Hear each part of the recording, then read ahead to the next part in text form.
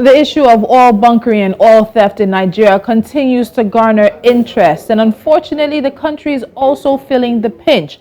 In the recent statistics released by the OPEC Plus oil cartel, Nigeria lost its place as the continent's leading crude oil producer.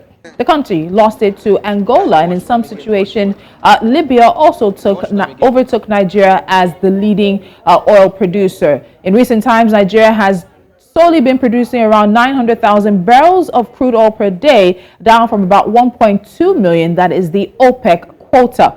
And just recently, a pipeline attached to the real pipeline was discovered in the Niger Delta region, which is Nigeria's oil-producing region. Our correspondent, Bernard Akede, who's now back in Lagos, was live there in the aftermath of the discovery, as well as the visit of the head of the Nigerian National Petroleum Corporation. He joins me live now to get updates on this story. Bernard, welcome to Business Edge. I think this is your first time on the show. It is my first time on the show. Thank you for having me, Tolu, and I'm glad to be back from the creeks, honestly. But I know I think we'll probably send you back sometime soon. But let's get into this story, which is clearly one that continues to dominate the headlines. But this is not the first story of crude oil theft in Nigeria.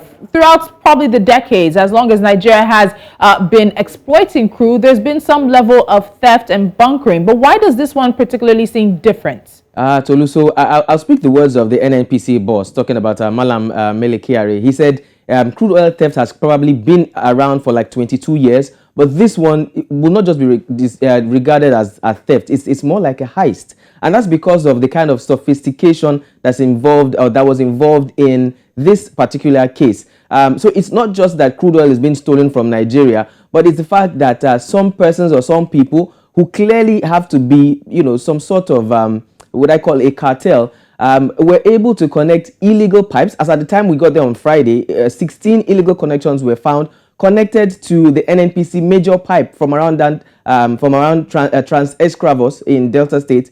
4 kilometers long pipe. Now they've been siphoning crude oil from that major pipe, all the way to the high seas, where different vessels take off these crude oils and sail out of Nigerian waters to different countries around the globe and sell them for cheaper than Nigeria would have made. Sometimes Nigeria doesn't make anything out of these sales of crude oil. So again, the big question is that it has to be something that involves or that has been involving a lot of people. Because first of all, the location where this pipe was found, I'll try to break it down for you quickly. It took us about 1 hour and 16 minutes on the water to get to the community, another 20 minutes via motorcycle to get to the bushes, and then some 4 kilometers into the bush up to the place that you're seeing on the screen right now.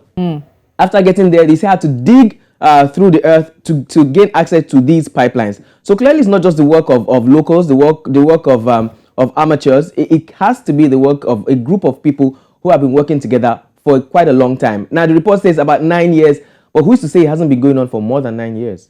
And we'll get to that 9 years, because if you're following the conversation on social media, there are questions as to the ability to date the pipelines as it may be. But there are a lot of numbers. You've talked about some 16 attachments to this major NNPC trunk. We're also hearing about some 50-something illegal refineries that were shut down in the course of the past few days as well. But all in all, what are the numbers we're hearing as to the loss? It might be difficult to quantify, because how much crude has been stolen is a number that changes depending on who you're talking to, from the presidency to the NNPC to the NPRA, NPPRA, or even to individuals in the creeks as well. But what figures are we looking at when it comes to this situation?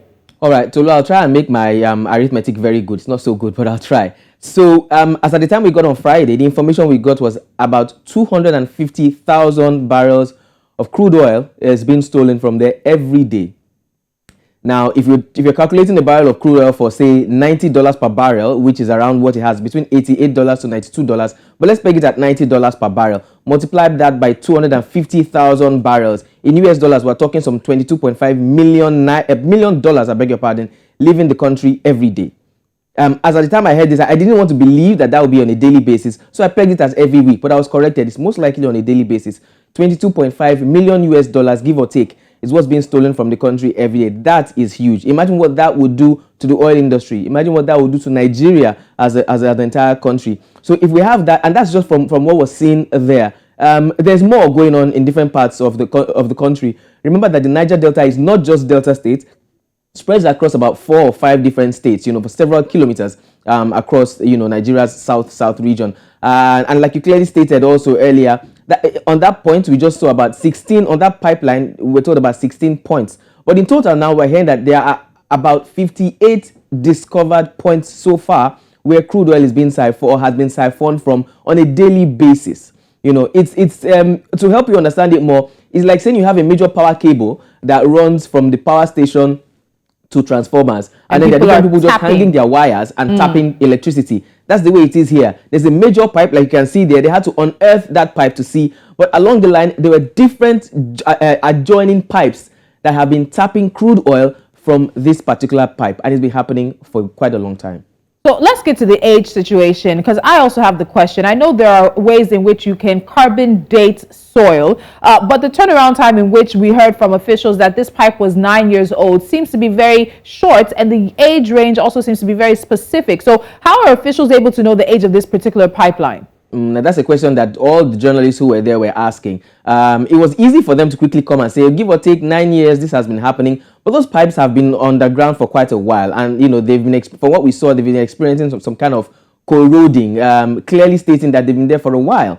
So we cannot exactly state how long these pipelines have been there for or how long this has been going on. But all we have is the information that was given to us by the security operatives and, and the people who we met there. 9 years is what they stated. But they're still, just like you, we're all arguing about that particular time frame. There still are questions. If truly it is 9 years, less than 9 years, or possibly more than 9 years. But of course, you know that there are a lot of people who would come and say it clearly has been on for over 9 years. And then the question is, even if it has been there for 9 years, how come nobody discovered it in that space of time? There are more questions than answers concerning this particular case.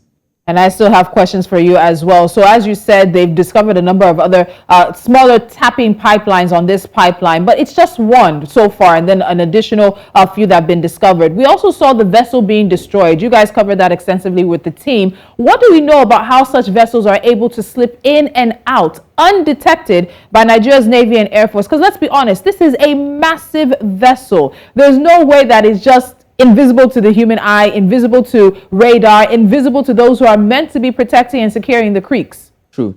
Now, I honestly speaking, Tolu, I don't know how to answer this question, because truly it's a question that even I have been baffled by. Now, there are at least 4 agencies that oversee the movement of vessels in and out of Nigerian waters. We're talking about the port authorities, we're talking about the Navy first, and 2 other agencies, just like how you have agencies monitoring aircrafts flying into Nigeria's airspace.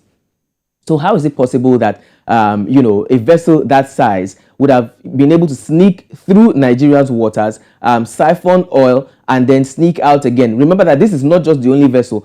But now here's the big question, or here's the story behind this. While speaking to one of the experts who have been contracted by both, or who has been working in conjunction with both the Nigerian Navy and Tantita Securities Limited. By the way, Tantita Security is the security group that got the contract from the federal government to secure the pipelines. Of course, that group was owned by High Chief Government Okpomopolo, aka known as Tompolo. So now this ship, apparently, we were told, has been in Nigerian waters before. This was not the first time that ship, you see there, that's why it was being burnt and destroyed, has been in Nigerian waters before, about twice or even 3 times. But it had been coming under different registrations. So this time it was identified and apprehended. And after being apprehended, there were about 7 crew members, including the captain. Now, we interviewed the captain alongside other reporters. The captain claimed that he was innocent of any crime, that his ship was hijacked and it was forcefully used to siphon or to load stolen crude. But after speaking to the experts, they gave a different story. That based on documentation they saw on the ship, he had been on the ship for at least 2.5 months, which means he was part of this heist. So again, how these kind of vessels are able to sail through Nigerian waters in and out several times, it baffles everybody. It clearly means that some people are aware and they're leaving the back door open for Nigerian crude to be taken out of the country via vessels like these or even bigger than this. All right, Ben, this is just one situation now. It's not even just one pipeline. And let me give you, we talked about the numbers. Let's look at how big the Niger Delta is. The Niger Delta stretches for nearly 240 kilometers from north to south and spreads along the coast for 320 kilometers. It extends over an area of 36,000 square kilometers. And as you said, this is just one state, and it cannot just be happening in that one state. In terms of what happens next, what's going on to find more of these pipelines that are siphoning this crude? What were the highlights from what the head of the NNPC, the group managing director of the NNPC, had to say, in particular to what happens next? Nobody wants this story to die with this situation. People are looking for answers, and they also want consequences and heads to roll for those who may have looked the other way or those who might actually be involved at the highest levels. A good question there, Tolu. Now, the group managing director of the NNPC, alongside General, what's his name now, the head of chief of the head of Nigeria's military, did make a joint statement, but it was a blanket statement, if you ask me. They simply said that they would make sure that no stone is left unturned, that no bush would be left uncleared, to ensure that people who have been involved or who are involved in this are brought to book. There were no specific names, no specific designations. There were no specifications, basically. Like I said, it was a blanket statement. That was not good enough for Nigerians. That was not good enough for people who have been involved in this particular act. Of course, we know how volatile the Niger Delta region has been. We know how the people there have been clamoring, for their land to be restored. There we saw firsthand the waters are unfishable, if I can use that language, because of crude spillage. The lands have been rendered useless. The people who fishing and farming was their major source of livelihood, they cannot do that anymore. The people are impoverished in some parts. Some people have to leave the riverine community, go into town to buy frozen fish and bring back to sell in a riverine community. You understand how bad that is for them. So they were expecting to hear names. They were expecting to hear numbers. They were expecting to see faces. They were expecting that by now, certain people would have been brought to book. But of course, there are rumors saying that if eventually names are being called, a whole lot of people will be roped into this matter. Because clearly, like I said, it's most likely some kind of cartel. So everyone is waiting to hear from the NNPC boss. And of course, from the military, particularly the Nigerian Navy, whose job it is to secure the territorial waters of the country. But then again, there's a little hope amongst the people, like we were able to discover. Now that the contract has been given to a private company, talking about the company owned by Tompolo himself, who was a major, part player in this discovery, there's hope that if at all there is any conniving by the major operators when it comes to Nigerian waterways and our oil sector, at least this private group will not compromise with anyone or with any group, and they will be able to do their job as expected of them. So that's where the hope is coming from, actually. But of course, we know that if truth be told, if proper investigation is going to take place, there will be a lot of names that will be involved in this. And so just a follow-up, because you've mentioned Tompolo once or twice, and for those who are not Nigerian, who may not know about this story, Tompolo, who now has a contract from the government to help secure these creeks and stop this kind of situation, is also, I think the word might be an infamous militant, who was one of those who was also very active in the Niger Delta region, fighting against the government because of this crude wealth. So he has a contract now from the government. He's meant to work to secure the creeks. What do we know about what his intentions or what his plans are with this private contract he has now? So we had I had a one-on-one with Tompolo. He's a man of very few words, I must confess. Speaking to him, he answered sometimes in monosyllables, but very, very short answers. But he was able to state that he has at least a 12,000-man team that is going around the Niger Delta. And apart from that, they are also in connection with other, should I say, I don't want to use the word freedom fighters here, but others who also have the interest of the Niger Delta at heart. And they are trying to ensure that they protect not just the pipelines, but the interest of their people as well. They are going to leave no stone unturned, as he clearly stated. He also made it clear that they will work hand in hand with the military and other security operatives that the government has pushed forward to work with, but they are not going to compromise anything. Whoever they find, whatever they find, will be made public. As at there, we saw some of the seizures that they made. That particular vessel you saw was part of their handiwork in connection with the military. There were also several banana boats with engines, like hundreds of them we found over there at Tompolo's area and in the creeks. We saw generators, water pumps that we also saw in that area. And then, of course, the crew of that ship that was apprehended as well. So he is saying that he's not going to compromise. He's going to ensure that the contract he's been given, he's going to see it through to the very end. And if possible, they will expose people who are involved in this if they get any. So his team is being looked up to by the people in the area, hoping that they will get truth and they'll get answers from them. But of course, we clearly do hope that this story, this whole saga, would expose those who have been bleeding Nigeria of her crude oil. All right, Bernard Akede, thank you so much for joining me. Thank you for having me, Tolu.